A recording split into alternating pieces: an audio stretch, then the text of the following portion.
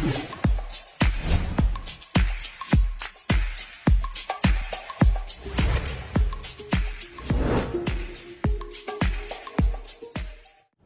students, it's chemistry time learning platform. Hi, I am Monica and today we will start our topic dancing resonance. Students, हमने पहले अपना previous video में देखा था carbocations की stability हम कैसे बता सकते हैं on the basis of mesomeric hyper conjugation, inductive aromaticity, resonance. ठीक है, तो अब हम पढ़ेंगे डांसिंग रेजोनेंस को। इसका मतलब क्या होता है? देखो, एरोमेटिक से भी ज्यादा स्टेबलाइज होते हैं ये वाले सिस्टम। कैसे होते हैं देखते हैं हम। ठीक है, अब आपके पता है आपके पास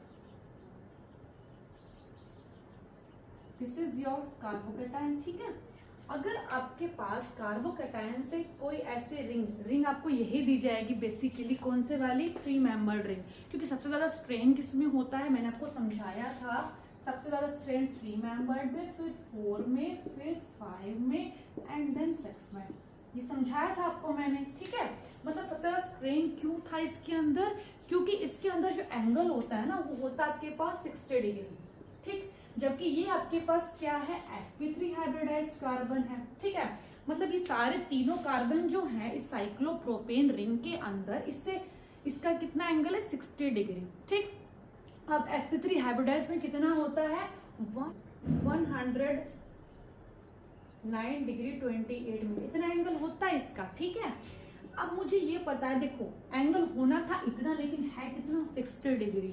मतलब उसको जबरदस्ती हमने क्या कर दिया? इतने एंगल पे बांध रखा है, तो एंगल स्ट्रेन तो आनी है। एंगल स्ट्रेन का मतलब क्या होता है? इतना डिफरेंस है इन दोनों एंगल, जितना ज्यादा डिफरेंस होगा उतना ज्यादा एंगल स्ट्रेन होगा। ठीक है, अब देखो यहाँ पे अगर साइक्लोप्रोपेन रिंग के साथ कोई कार्बोकैटायन अटैच हो जाता है तो वहां पर हमारा डांसिंग रेजोनेंस जो होता है, ये वाला कंसेप्ट ये वर्क करता है। देखो कैसे। अब मेरे पास क्या है ना, ये इसी में क्यों पढ़ रहे हैं? क्योंकि यहाँ स्ट्रेन बहुत ज्यादा है और स्ट्रेन को रिलीव करने के लिए, क्योंकि देखो जो CH2 है ना वो ऑलरेडी पुअर है, उसके पास तो डेफिशिएंसी है इलेक्ट्रॉन्स की। ठीक है, वो चाहे कहीं ना कहीं से मुझे इलेक्ट्रॉन्स मिल जाएं। अब वो कहाँ से लेने की कोशिश करेगा? अब वो क्या करेगा? अब वो साइक्लोप्रोपेन रिंग को बोलेगा कि तेरे अंदर ऑलरेडी इतना स्ट्रेन है कि मैं तेरे एंगल को एक्सटेंड कर देता हूँ। मतलब तेरे अंदर इतना स्ट्रेन है कि मैं तुझे रिलीव करता हूँ स्ट्रेन से, ताकि तू मुझे इलेक्ट्रॉन्स दे दे, तेरा स्ट्रेन कम हो जाएगा। देखो कैसे। अब देखो यहाँ पर क्या है, this is your CH2 positive. ठीक है, कार्बोकैटायन मैंने आपको बताया था कैसे होता है। ये वाला इस तरीके से p ऑर्बिटल जो इस प्लेन के, बोर्ड के प्लेन के परपेंडिकुलर है, इस तरीके से। ये CH2 कैसे है? बाकी देखो यहाँ पर ये दिस वन, ये मतलब ये 3 बॉन्ड तो प्लेन में है। This is your sp2। Fine, sp2 hybridisation होती है कार्बोकैटायन की, मतलब ये वाला जो होगा ये बोर्ड के परपेंडिकुलर होगा। ठीक है, और ये साइक्लोप्रोपेन भी इस तरीके से, इसके भी ऑर्बिटल्स होते हैं जो इस होते हैं इसके ऑर्बिटल इस तरीके से बंधे होते हैं पूरे, कितने टाइटली हेड होते हैं, ताकि अब क्या करेगा ये कार्बोकैटायन, इसको बोलेगा मतलब अपने एंगल जो 60 डिग्री पर बंधा हुआ है ना, कुछ तो उसको रिलीफ मिलेगा, क्योंकि जबरदस्ती बांध रखा है उसको, है ना। तो उसको रिलीफ कब मिलेगा? जब इसका बॉन्ड यहाँ से ब्रेक होगा। कैसे देखते हैं?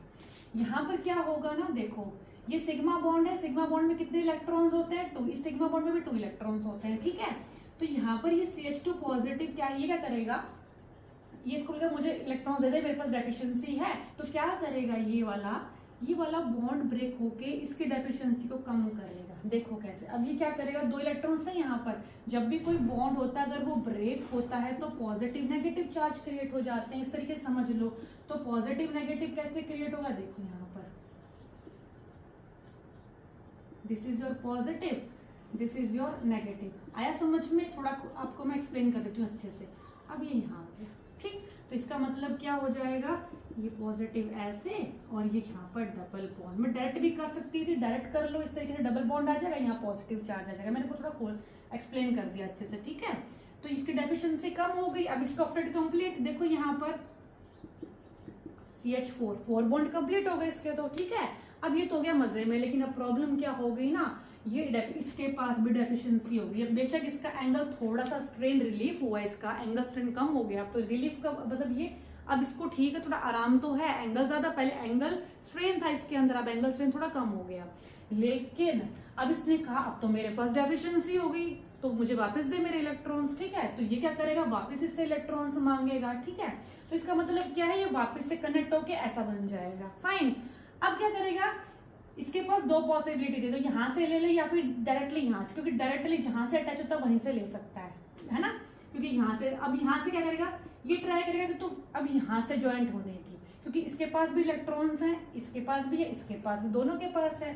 तो अब क्या करेगा, एक बार तो यहाँ से इलेक्ट्रॉन ले लिए, अब यहाँ से इलेक्ट्रॉन लेगा, अब इस तरीके से है, ये वाला बॉन्ड ब्रेक होगा, ठीक है। अब यहाँ से पॉजिटिव चार्ज आ गया था इसका क्रिएट, वापस से ये ज्वाइंट होके ऐसा बन जाएगा, ठीक है, क्योंकि कहेगा मेरे पास डेफिशिएंसी हो गई अब, तो ये वापस मांग लेगा, ठीक है। अभी क्या हो गया, अब ये तो किसी, अब तो ये तो दूसरे का कह रहे थे ना, दूसरे को प्रॉफिट देने के चक्कर में खुद का इसका क्या हो गया, नुकसान हो गया, यहाँ पे लॉस हो गया।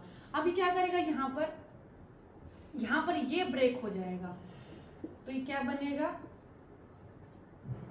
यहाँ पॉजिटिव, सिमिलरली ऐसे ही, ठीक है। तो यहाँ पर देखो, एक कंडीशन सिचुएशन तो हो गई जब ये ब्रेक हुआ था ऊपर वाला, है ना। अब दूसरी सिचुएशन ये होगी जब नीचे वाला ब्रेक हो रहा है, ठीक है। तो ये दो सिचुएशंस हो गई, मतलब ये वाली यहाँ से भी ब्रेक हो सकती है, यहाँ से भी ब्रेक हो सकती है, तभी इसका स्ट्रेन रिलीफ होगा। लेकिन एक्चुअल में ये प्रोसेस चलता ही रहता है, मतलब यहाँ से भी हो रहा है, यहाँ से ही प्रोसेस हो रही है, मतलब दोनों तरफ से ही है। तो यहाँ से ब्रेक हुआ, एक बार यहाँ से ब्रेक हुआ, इसी को बोलते हैं डांसिंग। कभी क्योंकि डांसिंग में क्या होती है, मूवमेंट होती है, तो यहाँ पर भी क्या चल रही है, मूवमेंट चल रही है, कभी ऊपर से कभी नीचे, तो डांसिंग होगी एक तरीके से। तो इसलिए इस प्रोसेस को कहा जाता है डांसिंग रेजोनेंस। अब यहां से जॉइंट किया, फिर यहां से इसने ब्रेक करवा दिया, तो ये चलता रहता है प्रोसेस, ठीक है। अब देखो यहाँ पर तो सिर्फ ये एक की वजह से था, अगर इसी तरीके से 3 ग्रुप लग जाएं ऐसे, तो कितना ज्यादा डांसिंग रेजोनेंस हो जाएगा, है ना। मतलब इसकी डेफिशिएंसी बहुत हद तक कम हो जाएगी। क्यों हो रहा है ऐसे, क्योंकि इसकी भी तो स्ट्रेन रिलीफ हो रही है ना कहीं, तो इसका भी प्रॉफिट हो रहा है कहीं ना कहीं, इसका भी प्रॉफिट चल रहा है, तो यहाँ ज्यादा फायदे का काम चल रहा है। तो जहां पर ज्यादा प्रॉफिट होगा वहां पर हमारा स्टेबल स्ट्रक्चर ज्यादा बनेगा, ठीक है। तो इसका मतलब मैं कह सकती हूँ, अगर मैं बोलूं एक कार्बोकैटायन है मेरे पास, जिसके पास ऐसे 3 ग्रुप लगे हुए हैं, एक है मेरे पास कार्बोकैटायन जिसके पास ये वाले लगे हुए हैं, ठीक है। एक मैं बोलूं जिसके पास ये लगे हुए हैं, ठीक है। अब देखो यहां से देखो कितनी पॉसिबिलिटी है, 1 2 3 4 5 6 6 तरीके से बॉन्ड ब्रेक होगा। यहाँ 1 2 3 4 तरीके से, यहाँ 2 तरीके से बॉन्ड ब्रेक होगा, ठीक है। सबसे डांसिंग रेजोनेंस किसमें होगा, इसमें होगा। सबसे स्टेबलाइज कौन सा करेगा, दिस वन, क्योंकि बार बार कितनी बार बॉन्ड ब्रेक हो गया, इसको स्टेबलाइज करने की कोशिश करेगा, ठीक है। तो ये कंसेप्ट नया था आपके लिए कि डांसिंग रेजोनेंस कब होता है, साइक्लोप्रोपेन के साथ होता है, जब कार्बोकैटायन के साथ मिला होता है वो, ठीक है, मतलब अटैच होता है। अब देखो यहाँ पर क्या है, एक आपको ना याद रखना है, सबसे ज्यादा मैंने आपको बताया था मेसोमेरिक इफेक्ट होता है, ठीक। फिर आपको मैंने बताया था एरोमेटिक होता है। इन दोनों के बीच में जो कंसेप्ट आ गया वो आ गया डांसिंग रेजोनेंस का, DR मतलब डांसिंग रेजोनेंस, फाइन। तो एक चीज हमेशा याद रखनी है, सबसे पहले तो आपका मेसोमेरिक ही रहेगा, उसके बाद डांसिंग, फिर ये मर्डर से याद कर लेना, ठीक है ना, MDR मर्डर एक तरीके से, फाइन। सबसे ज्यादा मेसोमेरिक, फिर डांसिंग रेजोनेंस, फाइन। अब देखो यहाँ पर क्या है, सबसे ज्यादा इसका होगा, अगर मेसोमेरिक है तो मेसोमेरिक सबसे आगे रहेगा, प्रॉब्लम नहीं है। अभी तक ऐसा कोई एग्जांपल आया नहीं था आपके पास, है ना। अगर मेसोमेरिक है तो कोई दिक्कत नहीं, जैसे मैंने बोल दिया OCH3, यहाँ तो मेसोमेरिक है ही, तो यहाँ पर तो ये वाला सबसे ज्यादा होगा, फिर होगा ये वाला जहाँ पर 3 लगे हुए हैं, टर्शरी वाला, मतलब कह सकते हो ना जहाँ पे टर्शरी है, फिर सेकेंडरी मतलब जहाँ पर 2 अटैच है कार्बन से। अब देखो यहाँ पर इनके बीच में एक ऑर्डर आएगा, ये ठीक है, मेसोमेरिक मर्डर ठीक है, लेकिन यहां पर क्या था ना,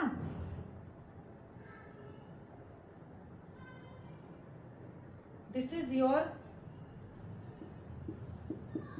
ट्रोपाइलियम कैटायन, ये जो है ना, सिर्फ ये वाला ध्यान रख लेना, इसी का यही वाला, ये एरोमेटिक होता है आपके पास, ठीक है। सिर्फ यही वाला है जो इन दोनों के बीच में आएगा। मतलब स्टेबिलिटी ऑर्डर कैसे लिखोगे, सबसे पहले मेसोमेरिक कोई भी आएगा ग्रुप, वो अलग बात है, हमारे पास मेसोमेरिक जीतेगा सबसे पहले, +M वाला कार्बोकैटायन के लिए, फिर होगा जिसके ऊपर 3 लगे हुए हैं, फिर 2, ठीक है। अभी 2 के बाद आएगा एरोमेटिक वाला फैक्टर, जो इसको प्रीडोमिनेंट करेगा डांसिंग वाले को, ठीक है।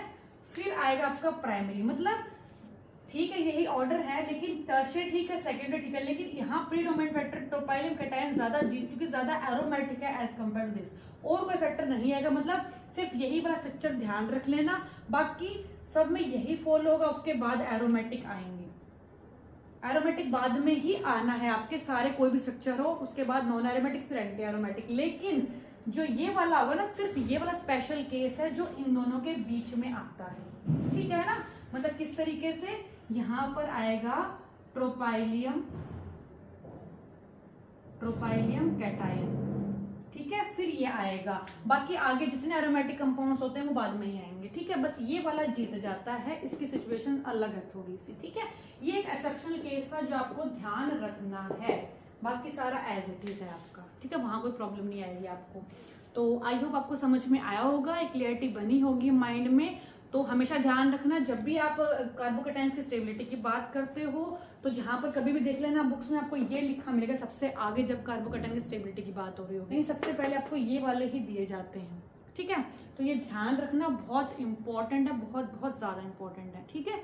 तो आई होप आपको समझ में आया होगा डांसिंग रेजोनेंस, और कैसा लगा आपको ये टॉपिक कमेंट सेक्शन में जरूर लिखना। Thanks for watching and keep watching my channel.